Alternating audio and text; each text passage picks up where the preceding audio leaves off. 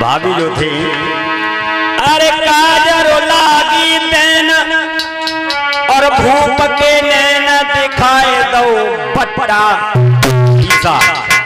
कचठारी गाय रहेंगी तरे मचाए बिटरिया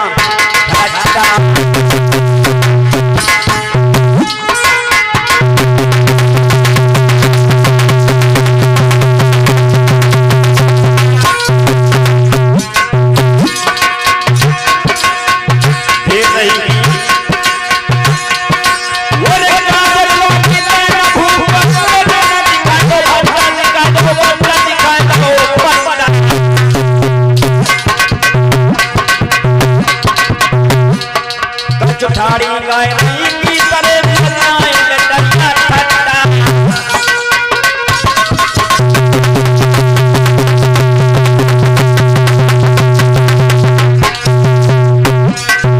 भाभी ने जवाब दिया है,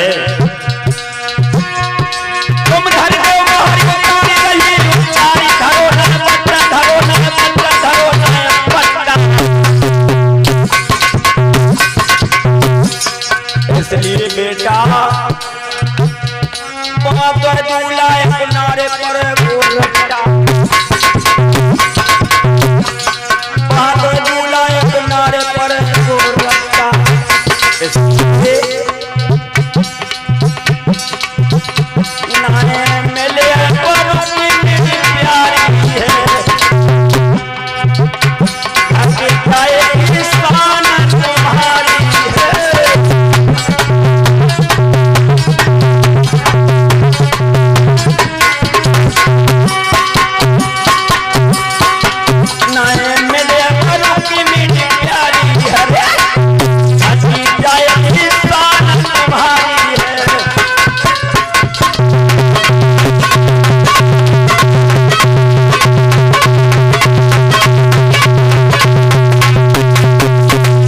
जवाब दिया है मत जाओ। भाभी जो थी बहुत समझाती रही, लेकिन शिशुपाल ने एक बात नहीं मानी है।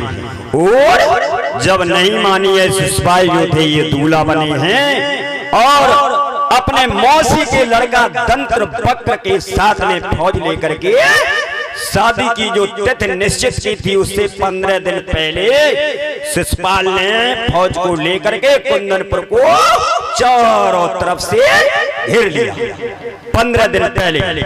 और जैसे ही रुक्मणी ने सुना है शिशुपाल आ गया है फौज लेकर के चारों तरफ से कुंदनपुर को घेर लिया है, अब क्या किया? अब ऐसा कौन सा उपाय हो जिससे कन्हैया के पास सूचना पहुंच सके? तो देखिए रुक्मणी जो थी ये रोने लगी है और भगवान कन्हैया की याद करती है। मुरलीधर ओ दीन हितकारी श्याम कन्हैया तुम कहाँ पर देर लगाई रे।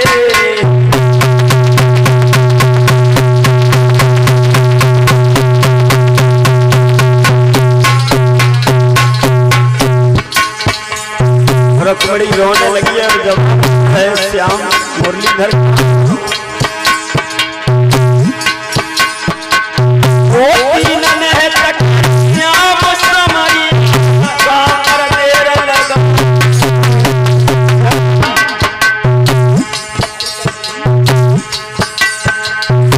भैया करिया ना वो बोलो शिशुपाल से लो वो बोलाई रे।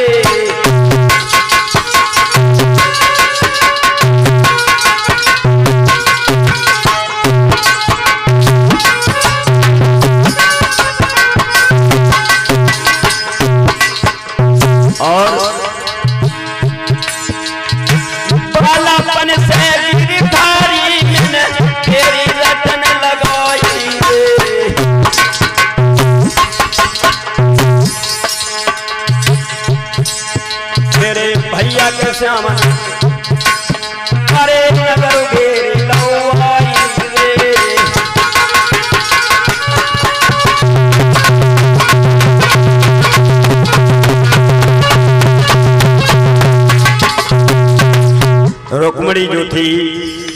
ये रोने लगी है और जवाब दिया, श्याम अगर आप नहीं आए तो मैं शिशुपाल की दुल्हन बन करके नहीं जाऊंगी और अपनी आत्महत्या कर दूंगी। रुक्मिणी रोती है और कन्हैया की याद करती है, श्याम आपको आना होगा। जवाब दिया है रुक्मिणी ने, श्याम शिवम। रुक्मिणी बोली है, अरे मुझसे मिलना, मुझसे मिलना चाहो जो मोहन, हमें बुलाए ले जो रसिया, हमें छोड़ने ले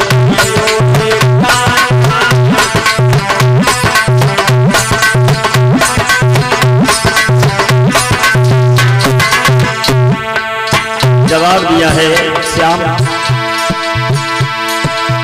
मुझसे मिलना, ओ मुझसे मिलना चाहो तो हमें बुलाए,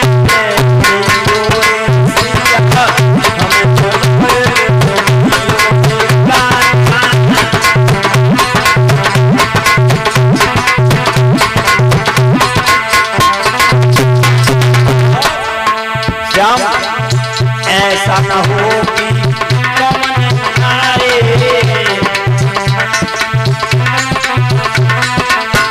ऐसा न हो कि कमन आए, रुक मिले लगी मर जाए।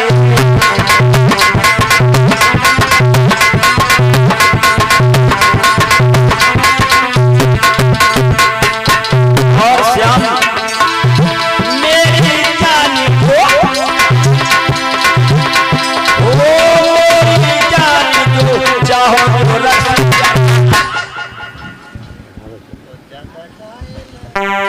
हमें बुलाए ले जियो रे, हमें बुलाए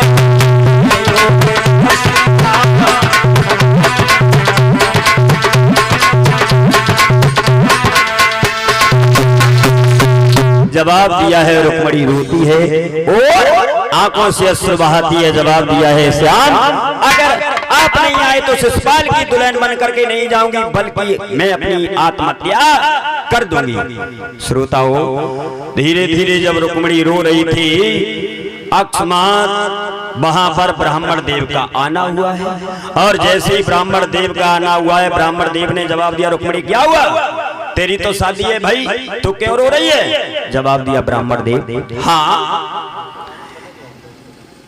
जवाब दिया है, मेरा भाई अपने साले शिशुपाल के साथ में शादी कर रहा है और मुझे ये शादी मंजूर नहीं है। ब्राह्मण कहने लगे तो क्या होगा? जवाब दिया है, रुक्मिणी बोली है, ब्राह्मण देव आपसे एक विनती है, अनुरोध है, हम एक पत्र लिख देते हैं और उस पत्र को लेकर के आप द्वारका चले जाओ। कन्हैया को पत्र आप जा करके दे देना। ब्राह्मण बोले, पागल हो गई हो क्यों? ये बताओ रुक्मिणी, तुमने कन्हैया को कहाँ देखा है? रुक्मिणी बोली है, ब्राह्मण देव मैंने देखा है, देखा है, जब यहाँ कहीं आए नहीं तो तूने कहाँ देखा है? तो देखी रुक्मिणी जो थी ये जवाब देने लगी है, ब्राह्मण देव अरे मैंने सपने में,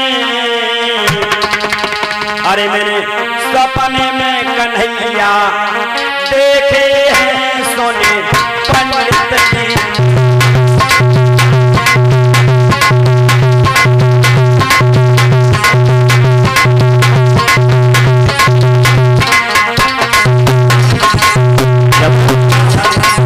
सपने में हाँ कुछ कहा था?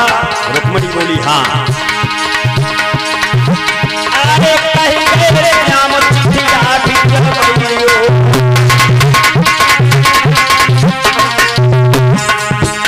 अरे चिट्ठिया भेज के हमें बुला पाइयो।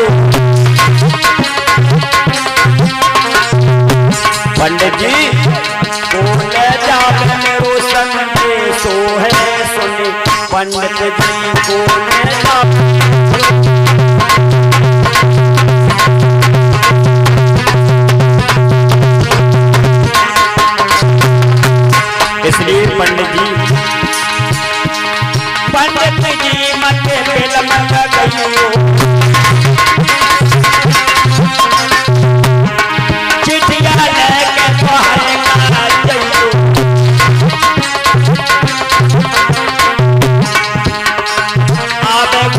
सकले सो है सुने पंडित जी।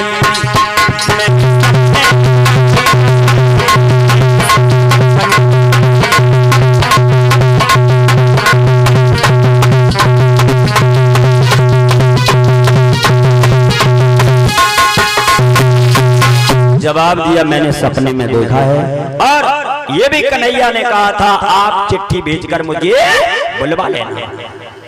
ब्राह्मण देव हम एक खत लिख देते हैं, आप उस खत को लेकर के चले जाओ। ब्राह्मण देव ने जवाब दिया मुझ पर वृद्धापन है, बुढ़ापा है, मैं नहीं जा सकता हूँ। तो रुक्मणी ने ज्यादा विनती की है, अनुरोध किया है पंडित जी चले जाओ, अगर आप नहीं जाओगे तो मैं शिशुपाल की दुल्हन बन करके नहीं जाऊंगी, बल्कि मैं अपनी आत्महत्या कर दूंगी। तो ब्राह्मण देव ने जवाब दिया लिखो। पहुंच गए तो पहुंच गए, और ना पहुंच गए तो पहुंच गए। पत्र लिखा है रुक्मणी ने और ब्राह्मण देव को पकड़ा दिया, और जब पकड़ा दिया है ब्राह्मण देव जो थे ये पत्र लेकर के चले हैं, धीरे धीरे धीरे धीरे चलते जा रहे हैं। लेकिन रास्ते में ब्राह्मण देव ने ये सोचा चलो चल तो रहे हैं, ऐसा करो थोड़ा विश्राम कर लो। तो देखिए ब्राह्मण देव विश्राम करने लगे हैं। सोचा है ब्राह्मण देव ने अरे अब दोपहरी बेला माए ले जाई बगिया में, दोपहरी बेला माए ले।